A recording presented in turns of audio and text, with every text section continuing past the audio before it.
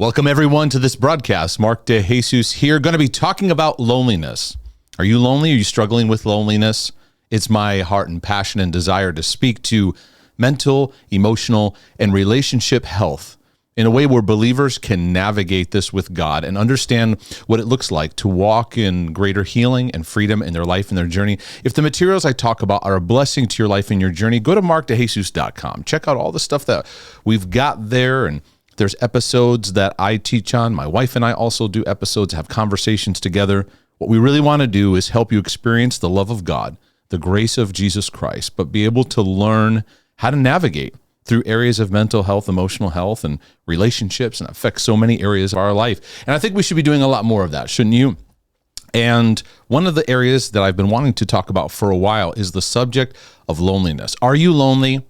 What does it look like? How do you navigate that? And I think one of the things I hear so much from people, when you move past some of the initial conversations and talking about the weather and this and that and get into the real nitty-gritty of life, many people are deeply, deeply lonely.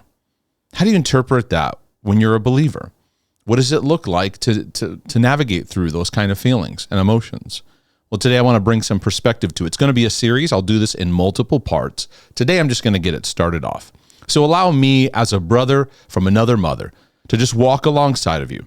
Think about me just sitting in the passenger seat of your car and just having a conversation with you and sharing some things. I pray today that what I share with you will help encourage your life, encourage your journey, because I believe so many out there are experiencing deep feelings of loneliness. Are you there? If you are, I think that you're among many people that are experiencing it.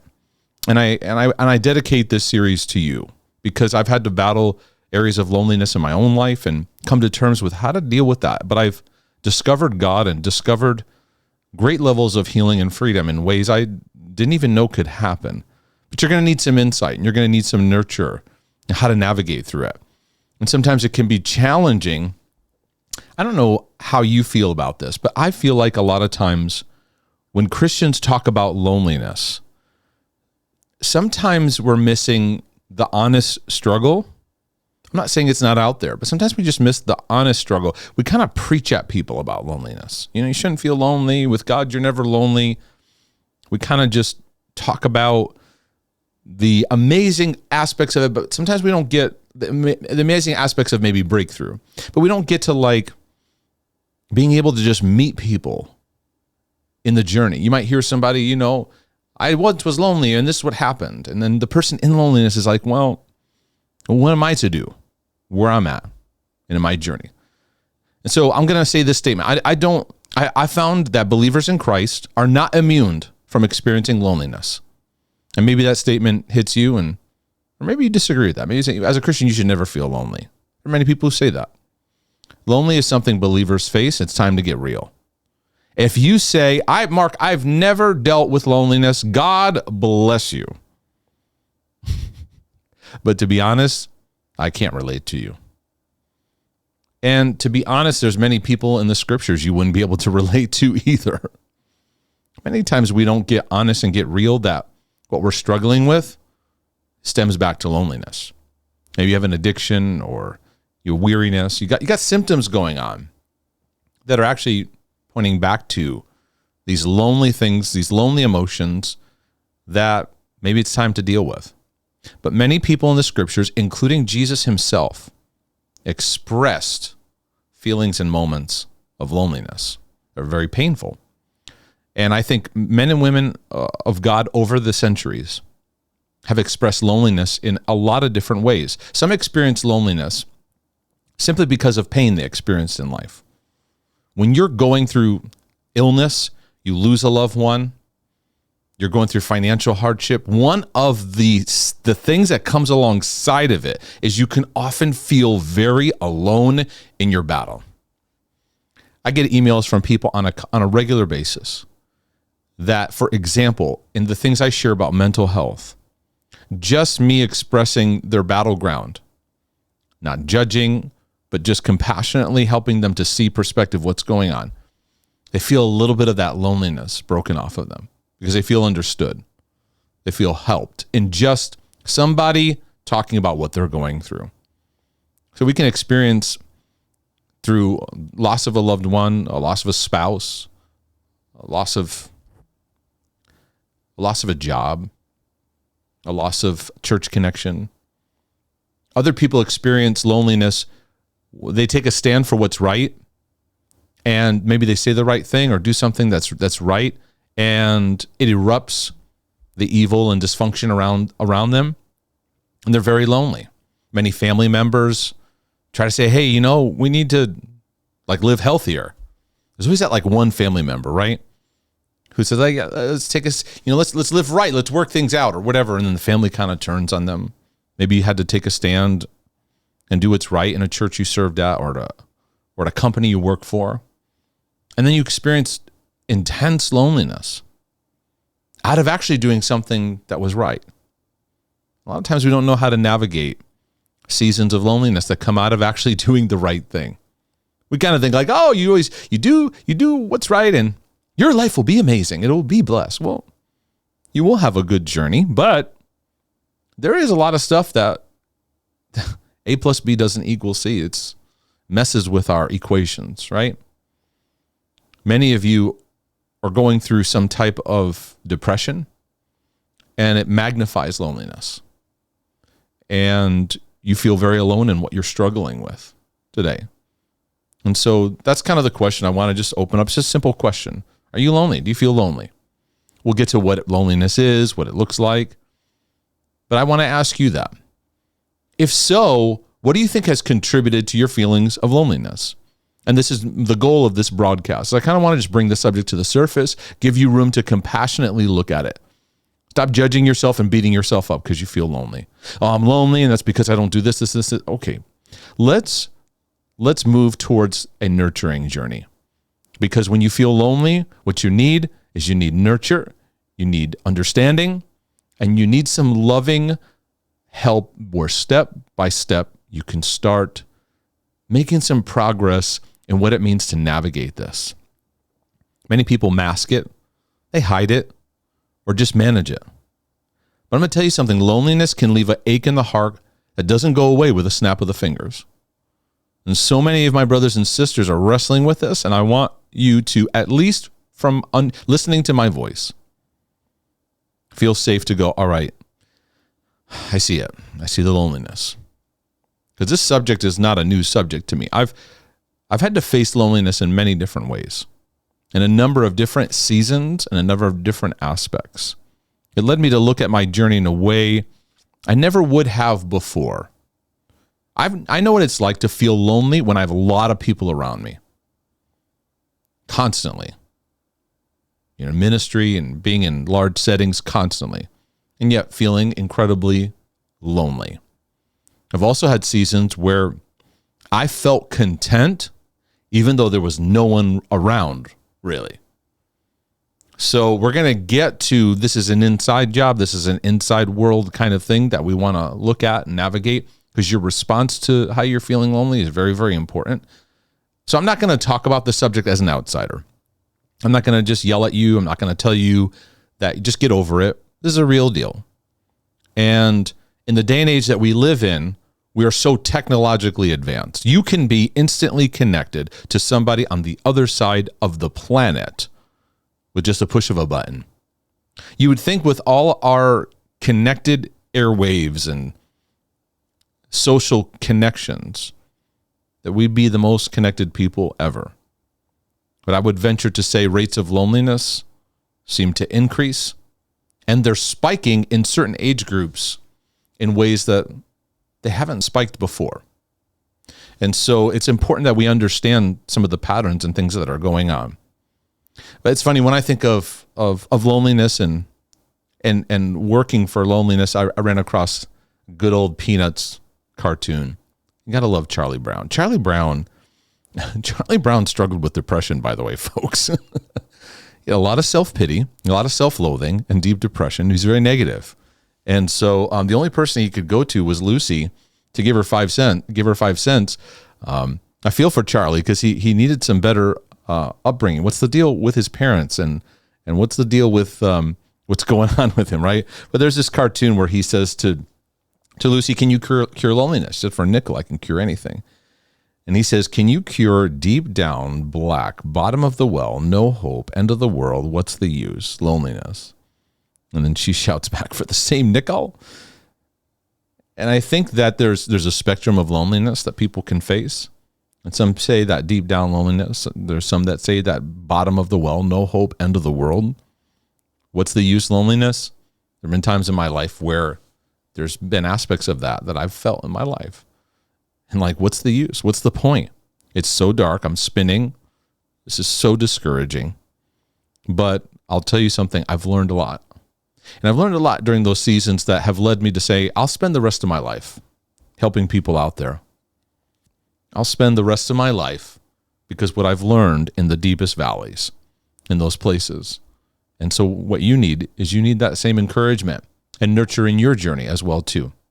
This comic cracked me up because it says here, the doctor's talking to a lady here, and he's talking to her about her husband, who he's in the hospital or in surgery or whatever.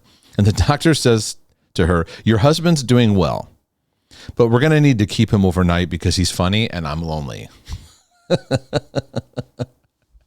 It's interesting. I can laugh about this now, but back many times when it happened, it wasn't funny at the time, but it cracks me up because looking back, there were times in my life, in my journey, where I was struggling with loneliness and trying to navigate ministry changes in my life, what our family was going through, what I was working through, and just looking for help, right? And I'd sit down with like who I thought was like a mature person or pastor or leader, and be talking about what I'm struggling with.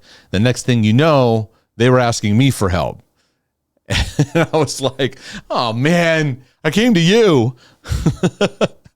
And now it seems like the tables have turned.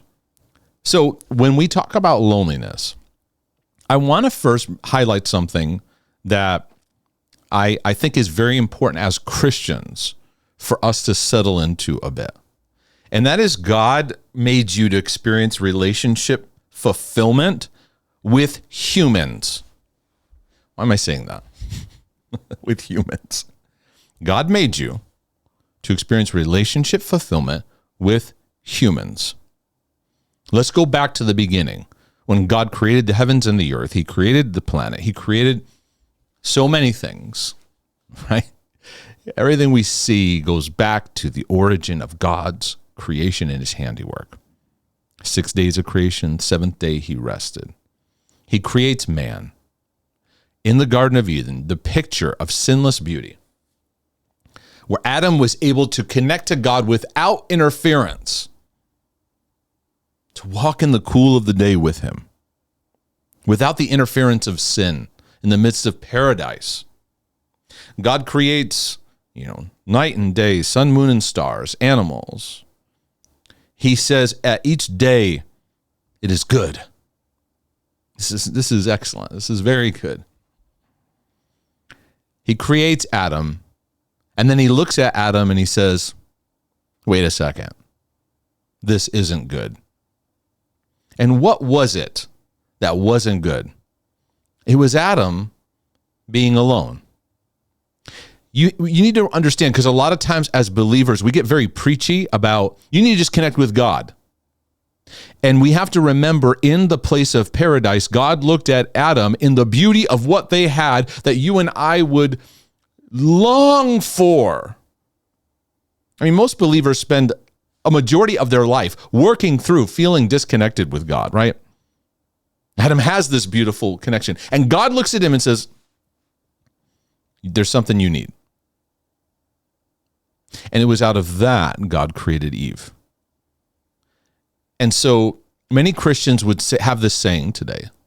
And I think that it's very harmful to people's growth in their journey. Many preachers say, all you need is Jesus. All you need is him. And I understand what they're saying, that he needs to be the core.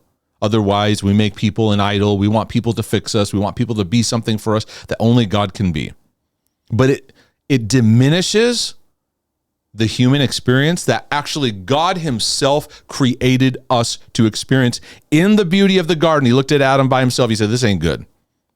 And I, as a man, would agree. Like, if you just left, men left to themselves, it's a scary thing that could happen, right? I understand what we're trying to say, but sometimes we're taking the magic eraser of all you need is Jesus.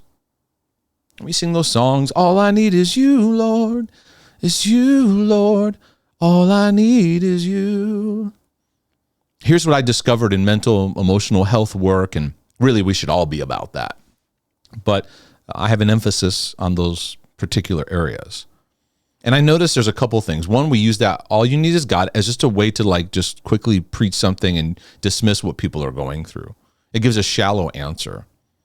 Two, I also find people that have deep emotional wounds that are unaddressed can often preach that all you need is him. Stop looking to man, stop looking to man. And what they're really saying is all I need is you, Lord, because people are just rotten. Lord, you're the only one that loves me because everyone else is just, right? But God made you to connect with other human beings. And we even see Jesus in his sinlessness expressing the frustration of moments where important connection was needed. So I understand where we're coming from, but I think we need something a little bit deeper than just telling everybody all you need is Jesus. There's more that needs to be filled in, and it leaves a lot of Christians discouraged. And many of you listening and watching, you've gone through this. It makes people feel like when you're struggling with loneliness, your spiritual life is not good enough. What we're doing is we're just giving shallow cliches. Yes, God needs to be your source, but you learn how to relate to God through how you relate to other people. They interact with each other. And this is a foundational aspect of how we help people and encourage people. It's not just a me and God. It's a me, God. It's also learning how to relate to myself and relating to you. And they all flow in. We learn his love by loving one another. We learn how God works by how we relate to each other. As we relate to each other, we're meant to learn who God is more. So when somebody's experiencing loneliness, it's not just, we'll just go into your closet and just pray. There's some people, you tell them to do that, their loneliness gets worse because A, they don't know how to pray effectively. Maybe they need some coaching. And B, the most spiritual thing they need is maybe to sit down with somebody and have a cup of coffee and just have somebody understand.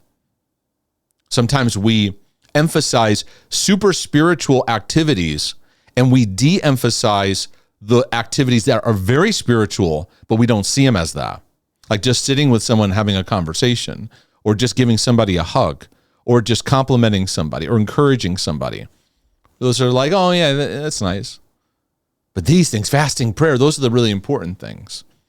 And I think that from a baseline level, we need to get back to God designed you to be relationally connected. So when you feel that loneliness, I'm not going to judge it, yell at it, condemn it. We need to have insight on it so that navigating the season you're going through, because many times loneliness is a season. I don't know how long it is, maybe a short season, maybe just a momentary, so to speak, maybe extended. Maybe some of you feel like you've been lonely for a long time. We were made to have meaningful connection. That's all I'm saying. Now, if you feel lonely, don't start spiraling in what I'm sharing, because I'm just talking about the importance of human connection. I don't have a panic attack. I don't have enough friends. I got to find friends. No, because I'm actually going to teach you that breaking through loneliness doesn't start with just going out and finding people. I'm going to talk about that a little bit. I'm just establishing that we as humans were made to have connection. If you leave a baby animal alone, it'll have some trouble, but it can survive on instincts. You leave a baby human alone, the baby human will die. Not just from nutrition not being given and so forth, but as we develop in life, if we don't have emotional needs met inside, we start eroding. And many of you are recognizing in your healing and freedom journey as God's renewing and bringing about new ways of thinking, you're recognizing there was a lot of emotional nourishment I wasn't given. And so that's why oftentimes you feel like you're behind the curve, because what was developed, what actually wasn't developed. Those basic human needs to connect, to be seen, be understood. And those give us some references on how to relate to God. Because of course, human connection is not perfect. It's very, very flawed. But these areas help give us handles and references on how to relate to God, who is perfect and who does love us eternally. If you leave a human being alone and isolated, they will struggle to emotionally connect and thrive. They will starve in a certain aspect of their journey and development. You're made to be seen and known. Relationship connection is so powerful. And loneliness comes out of not having that connection in meaningful ways. I mentioned Jesus, he was in the garden, and you see the frustration where he feels that loneliness. And I don't know that a lot of believers know what to do with those very deep moments that are dark, where he's asking the Father if there's basically another plan. And he said, my soul is sorrowful unto death. He's feeling the darkness coming over him of what he's about to engage. And he's frustrated. He looks over and he's asked his disciples, you guys can't I asked you to just pray with me for a little bit. And you're falling asleep. You can't just hang with me for 1 hour. Have you ever felt that? Come on. You're a human being. Where it would just mean so much if you just had somebody there with you, just to hang in there with you for that moment or that season. I think somebody who really understands loneliness and seasons of loneliness is David, and I'm eternally grateful for his journey. Very messy journey, his life, very flawed. But out of that, some of the most beautiful words, expressions, and things that have encouraged me to this day. And David knew the loneliness of trenches in the battle, of being accused, his wrestling with Saul and finding himself in caves all by himself. He knew what it felt like. David's actually the original who wrote the phrase, my God, why have you forsaken me? It's tough when you feel lonely amongst people. It's really tough when you feel lonely as a sense of God's not here. And that's why I spend so much of my material encouraging people in their relationship with God, how to process that out with people, because God is not far away. But there's many battles we face that interpret God is not here. God has left us hanging. And it becomes a very explosive place of thrusting us into further darkness.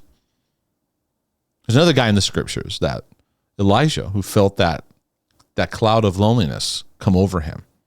It was like a cloak just came over him so thick. He lost touch to the point that he lost touch with reality. He's saying stuff like, I'm all alone. I'm all by myself. Nobody's here for me. Even though he had a huge victory, and even though there are thousands of people waiting for him, he lost touch with reality. And God himself actually appears to him. Many of you say in your prayers, if only God would just show up. Well, here he did, and it still didn't change Elijah's mindset. Now, that's a whole subject in itself of what is oftentimes called the Jezebel Effect, where through a series of words and her operations with witchcraft, you can see from a biblical standpoint how her intimidation of just a sentence being relayed to him spiraled him out. And sometimes I found in my journey, there can be a Jezebelic effect for sure, where you spin out just through one person, what somebody did or what somebody said about you. And we can spiral into a place of despair and loneliness just off of one sentence. One broken, mean person, or one person who's rude, or one person who just uncaringly said something. One YouTube comment, right? It's these simple things that can rattle us and send us into deep spirals. And now in that loneliness, we're disconnected from what's good or what's going well. We're struggling. There's a lot that can be said too about loneliness in your health, because our emotional health is actually built through relationship connection, but even our physical health is blessed. I also believe our physical health can take a hit if you're extremely lonely. the hurt, the abandonment, the betrayal, that affects our spiritual health. I'm a big believer that part of our journey of health and healing, and even our physical bodies, is making sure that our emotional life is experiencing healing and freedom. It's not the only aspect when it comes to health and healing, but it is an important aspect of the journey. For those in their later years, you think about this. It's a concern for those you have loved ones too that are getting older. It's important cognitive function to have relationship in your life. You've witnessed an elderly person who maybe they lost their spouse and now they're alone, and then you see their cognitive strength starts to take a decline. They don't have that relational sharpening that's there of conversation. I jokingly say this all the time, that there's a blessing in relationship, like with my wife, where, I'll say something, she can look at me and go, yeah, that ain't right.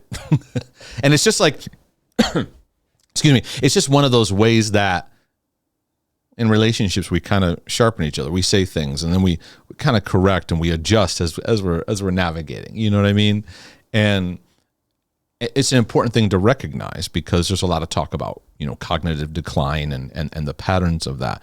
And certainly loneliness can have an impact in brain function, but a lack of adequate social interactions and a lack of fulfilling social interactions can have, in some studies, they say it can have a greater impact on health than even obesity and smoking. Wow. Because when you get your health evaluated, smoking's at the top of the list, right? Whether you smoke or not. And obesity is a major, major factor in health. And we have this obesity epidemic going on. And there's studies that say that a lack of social interactions, meaningful ones, can have an even greater impact. So it's pretty heavy duty. It's found that lonely people can be more prone to cardiovascular disease, cancer, respiratory illness, GI issues, and more. Those who are sick and are not lonely recover from sickness way better than those who are deeply lonely. I say it this way: if I'm sick, something's happened to me, or I'm sick, I want my wife and my kids to be connected to me. Probably, yes, I want care, but I want that, because there is something very powerful when your heart, when your spirit is connected relationally. It's life to the flesh. It's life to your body. You were made to be able to go through things and not go through them feeling lonely. Now, you have to realize, because many of you go, oh my goodness, I don't want my health to go bad because I'm lonely. Loneliness, I'll get to this in a bit. Loneliness is an internal feeling. It's subjective, meaning it's how you interpret it. You could be around a bunch of people, feel lonely. You can be pretty to yourself, feel lonely. You can be anywhere in that spectrum and feel lonely. You can be anywhere in that spectrum and not feel lonely. So it's not circumstantial. It's inner. It's the inner world.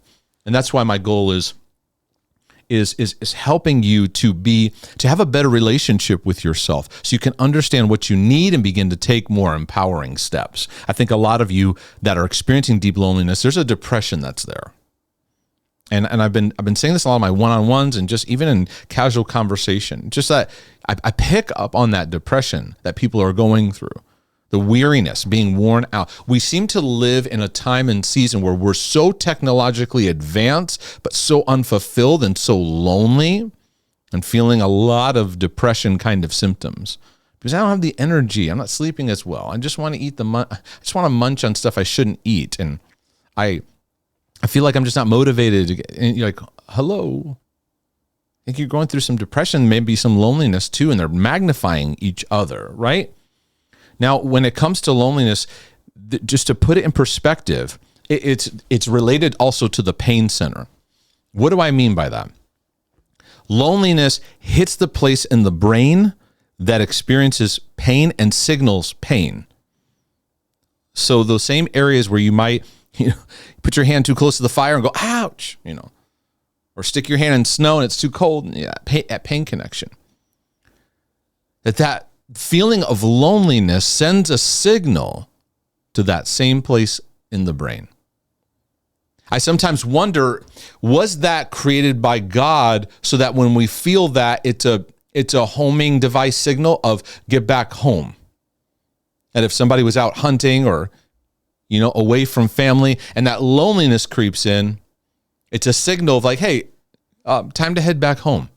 Time to get back to tribe. Get back home, It reminds me of Michael Bublé. I think it's Michael Bublé that sang it. Yeah. There's one on YouTube you can look up. I think he sings it with Blake Shelton. That song Home, right?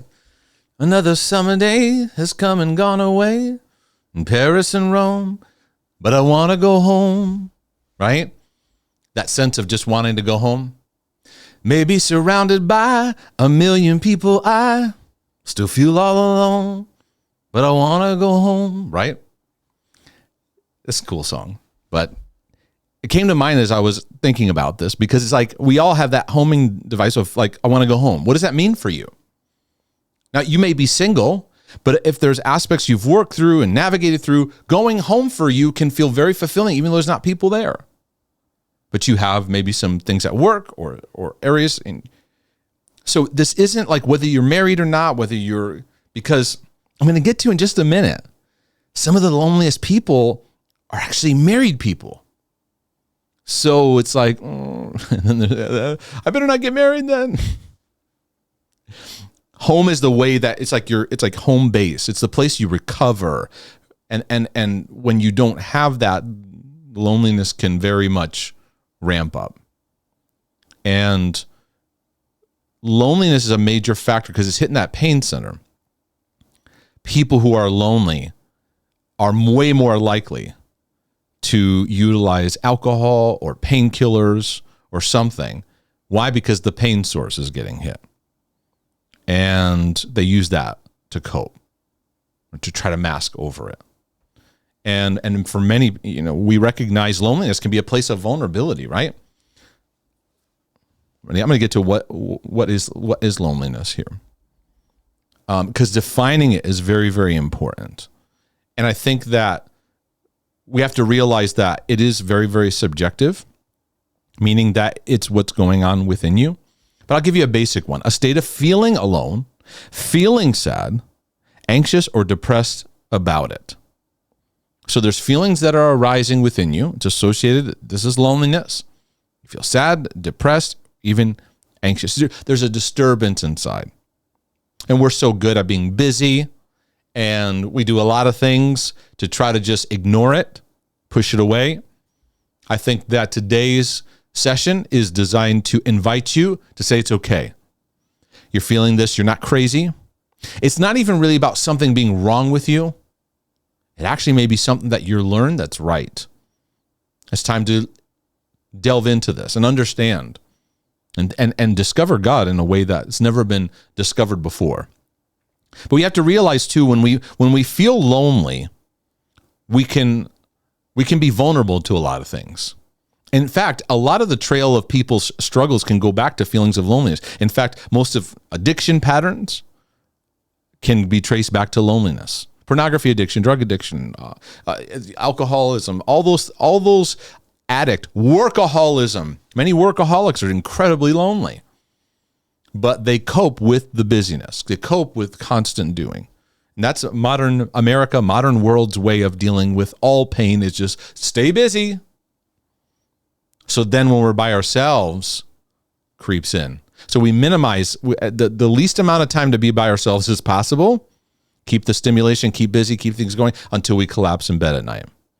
Then we can't be alone. Many people make very poor relationship choices purely based out of loneliness. But we're just running and hiding from facing it. The torment of silence. It's like we struggle with quiet and alone. We've been hypnotized with noise and busyness. I've said this before many times. All the devil's got to do to take most people out is just keep them busy and keep a lot of noise. Because then eventually we'll give into addictions, we'll get burnt out, our emotions will get tapped out, we'll struggle with things. Because the spiritual war that we're battling is the enemy's looking at the long-term game, not just the short term. He's also looking at generations and get us in these patterns where we don't know how to be still. We don't know how to relax. We don't know how to sit with ourselves. We don't know how to just connect with people and listen. We're lost in valuing the things that don't matter anymore. For many of us, it'd be good to just take a break and unplug from the matrix in that way.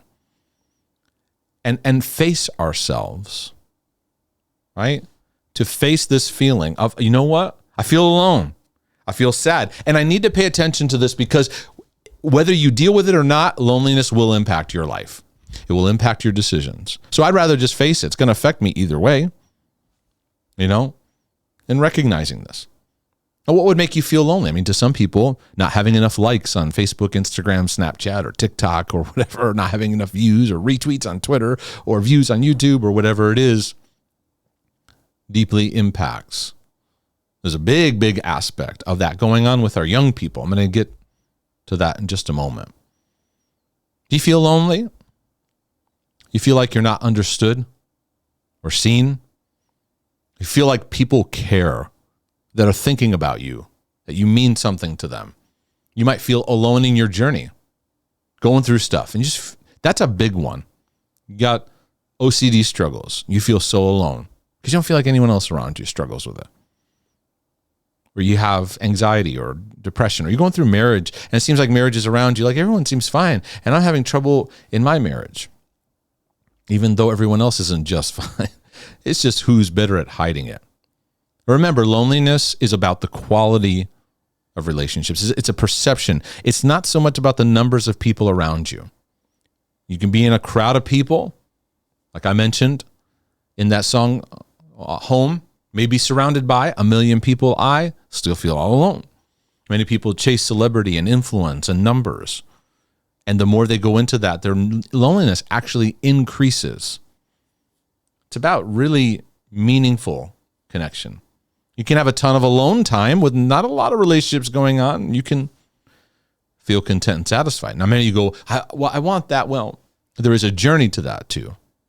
Sometimes we put so much emphasis on having so many friends and being so well known that how we evaluate where we're at triggers loneliness when it shouldn't. We have a standard we're believing that we need to have that we don't. So we have to look at our perception. Because loneliness is the feelings that arise. We start linking up connection, but meaningful connection.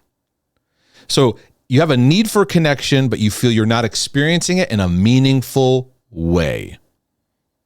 And so we have to realize how our feelings are associated are very important. And this can go back to your history of brokenness, neglect, trauma, and more, your childhood, upbringing, your family culture. You bring that into today, and now it can magnify certain triggers of feeling lonely.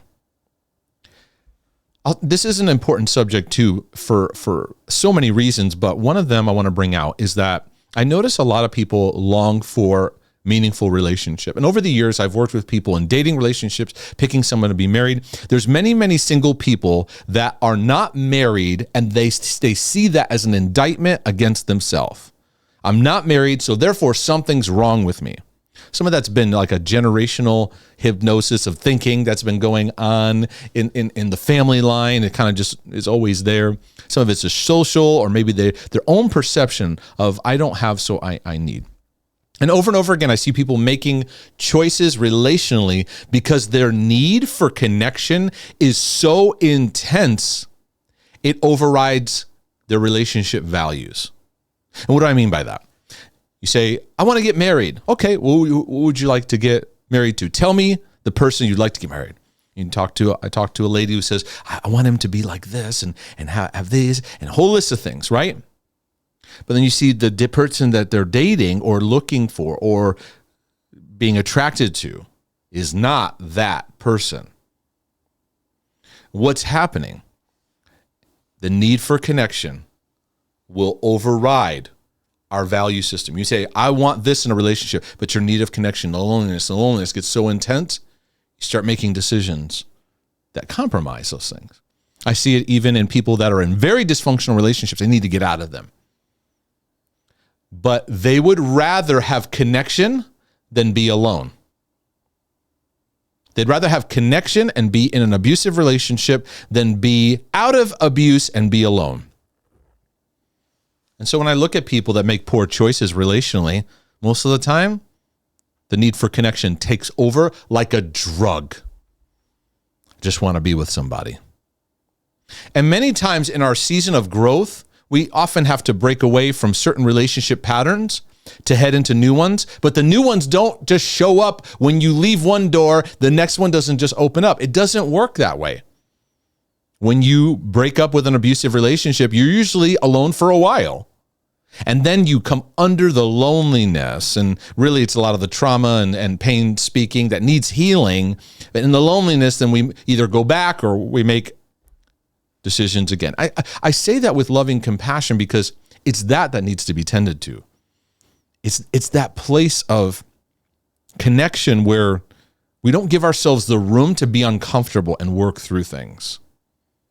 Go from one thing to the next. Then we get mad when we leave one thing and then the next thing doesn't happen. I've been waiting this long. This has been happening this long. And so I realized that if there's certain times where I had to make a tough decision, I may feel alone for a little bit. That's okay. In that time, I'm going to learn how to relate to myself in a more meaningful way. And position yourself for renewed perspectives on relationships. Now, some of you, your standards are like so high, no one can meet them. You have these perfectionistic things and, So I'm not talking about that being like strong standards. I'm talking about like, I want someone who's loving, respectful, foundational things that are important. We'll sacrifice those important things just for the sake of, I don't want to be by myself. And I've sat in many counseling sessions when I get to a couple's origin of how they even got together, their marriage was based on more trying to fix their loneliness with the other person. And marriage does not fix loneliness. If you're lonely, marriage doesn't fix that. You'll find yourself feeling that loneliness again. It's about you learning how to relate to yourself. So, moving on from that, who's the loneliness? Who is the loneliest on the planet? When we often think of it, we often think of the elderly. Deep pains of loneliness that can rise up in the later years of life. Many times, and keep note of this if you have older family relatives, many times the elderly don't want to be a bother to their friends and family, so they don't always share their feelings of loneliness. Sometimes just admitting to yourself and someone else that's safe can be a challenge. And furthermore, what do I do about it? Historically, the loneliest generation was our senior citizens, the elderly. But a new trend is happening now.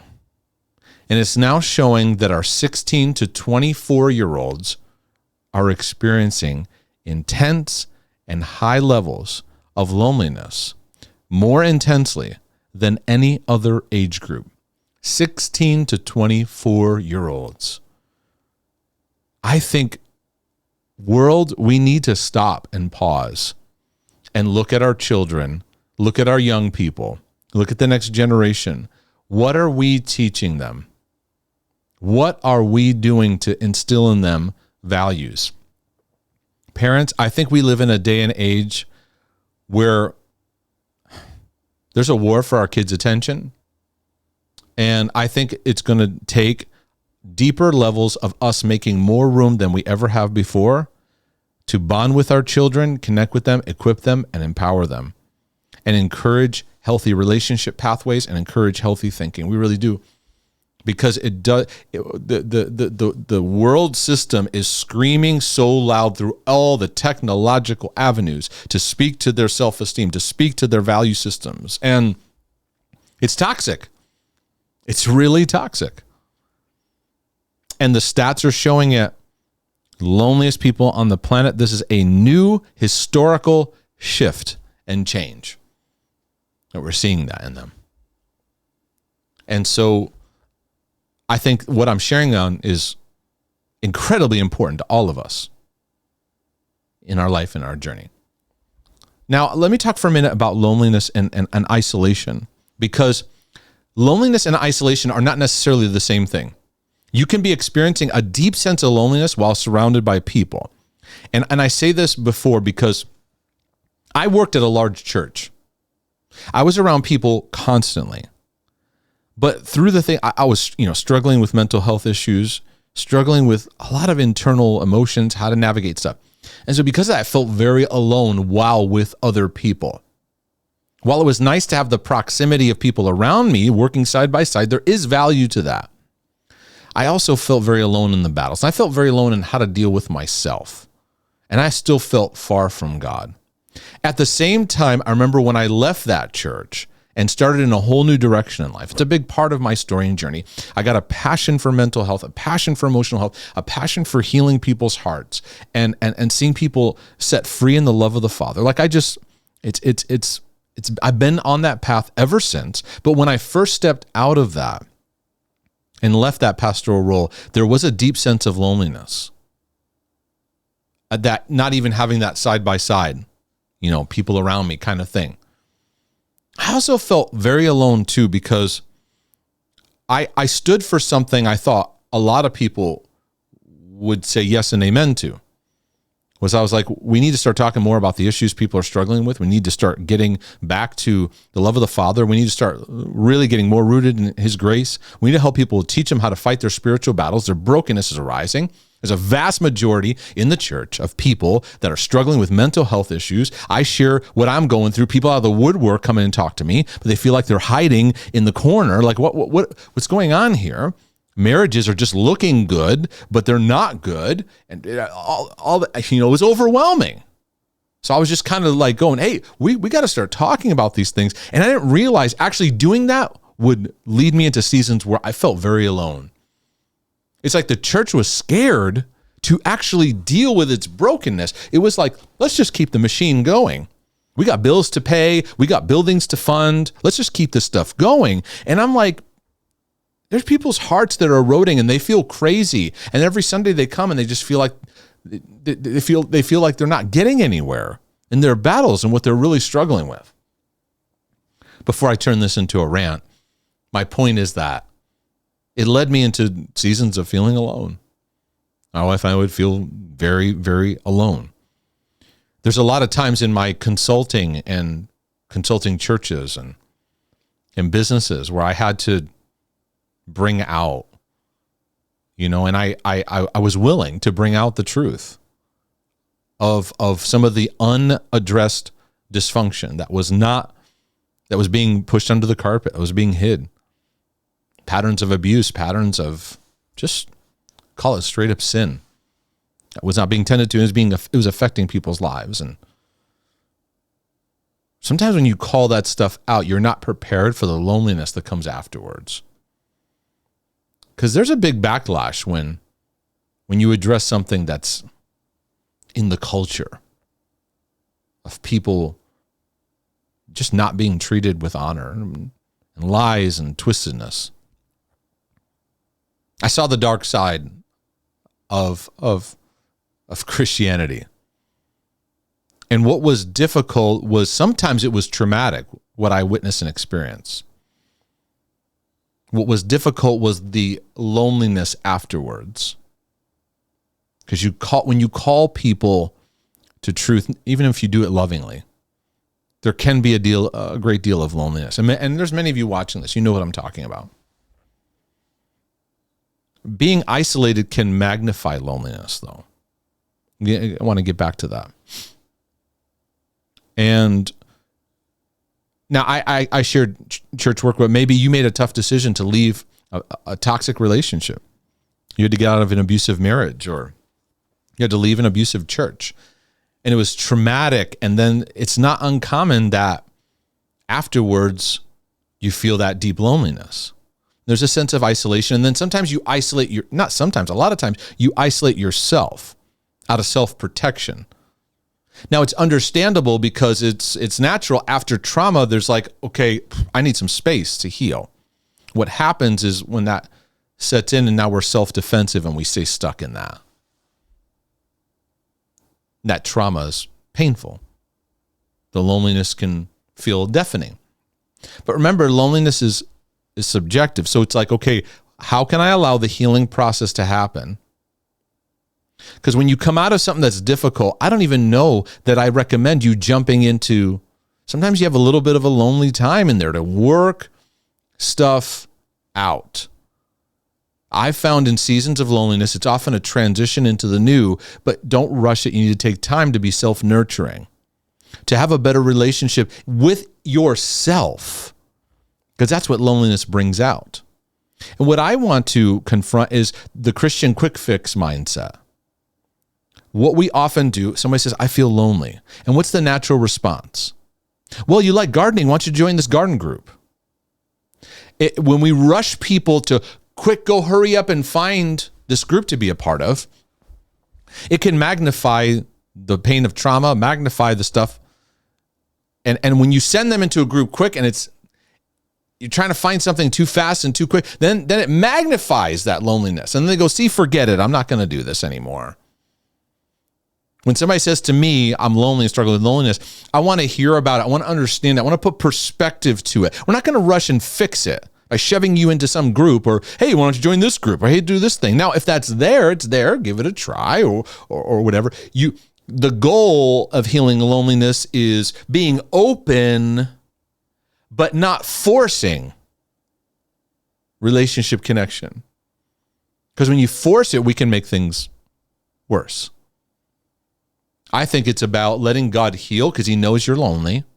He's there. You may struggle to connect to him, but learning how to connect to yourself, because many times in loneliness, we have to learn to be able to look at ourselves in the mirror and go, okay, this is time for me to get to know myself in a better way. I've been avoiding emotions and feelings, and I need to make room for this. I need to start allowing a journaling process, some solitude, some quiet space, sitting by the campfire or going out for walks and just taking in how to relate to myself in a whole new way. Healing loneliness is never a quick fix.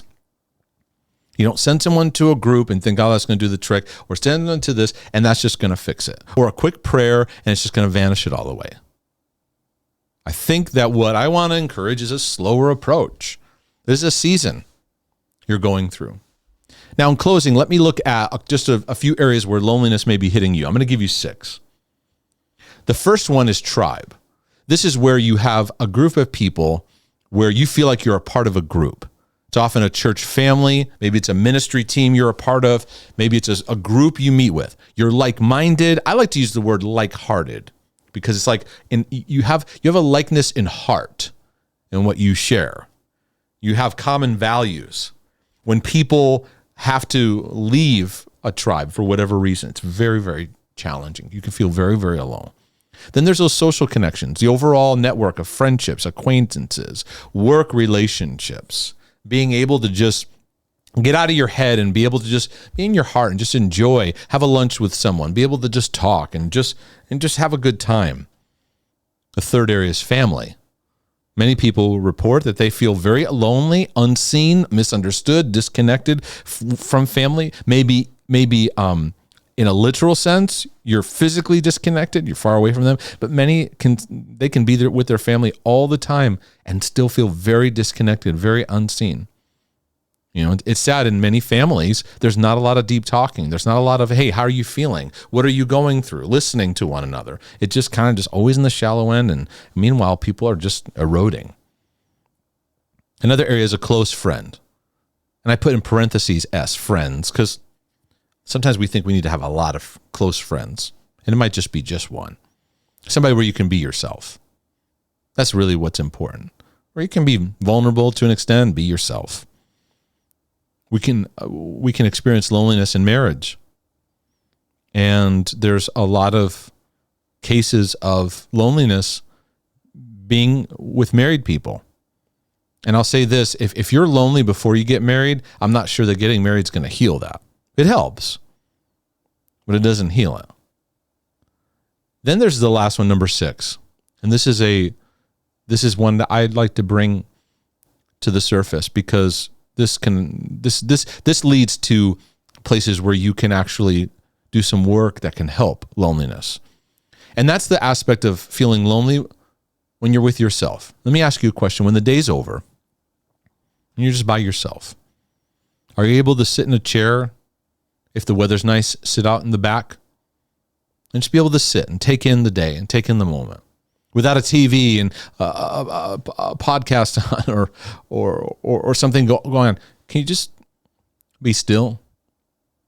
If you say no to that, maybe that might be the first step of practicing that, because I know I couldn't do that. I couldn't sit still for 30 seconds, let alone be still with myself and my thoughts. It's awful. But I wanted to, because I looked at how I couldn't handle being by myself, and I said, I can't live my life filling up everything so much that's really just not allowing me, because the idea of being by myself at times was scary. Now I'm in a season where I more welcome that. Of course, I need relationships, I need connection. But I actually found there are seasons of my life where it's like there wasn't a lot of people calling the phone, texting, or wanting relationship. And you know what it brought out in me? It brought out in me the call to learn how to relate to myself in a whole new way. I had to learn how to be a better friend to myself rather than being an enemy to myself. So what about you? What's happening in your journey of loneliness? How do you typically respond to it? And that needs to shift. And how do you interpret loneliness? Because in next sessions, I'm going to get into how we interpret loneliness. Do you judge how you feel? Do you condemn yourself? Do you beat yourself up? How would it look if you began to take a more compassionate view on your feelings of loneliness? Don't shame, blame, get into that contempt against yourself, beating yourself up. Instead, being kind and self-nurturing to it and saying, okay, what does this point to that I need, that I can take a step towards? And for many people, it's the step of learning to relate to yourself in a greater way so you can embrace who you are and where you are. This was really ushered into my life in a whole new way. In the book I penned, God Loves Me and I Love Myself. I took my relationship in this book. I share the journey of how I took my relationship with myself and brought it to the surface and said, okay, God, I see this needs healing. And I want to be more comfortable in my own skin. I want to be comfortable in my own brain, my own heart, knowing you love me. And I want to actively learn how to give that to myself. It dramatically changed. It was a journey. This is not, and it still is. It's not a quick fix, but it was a journey. So what I want to invite you to do is to begin looking at feelings of loneliness with compassion rather than judgment, rather than anger. Because I believe you could see some long-term better changes through having a better relationship with yourself, to see yourself the way that God sees you. So I pray, Father, that you'll just let these insights sink into people's hearts. I pray that we would be able to see loneliness that we're facing with compassion. In the next session, I'll get into interpreting it. How do we interpret loneliness? And then also, how do we minister to it?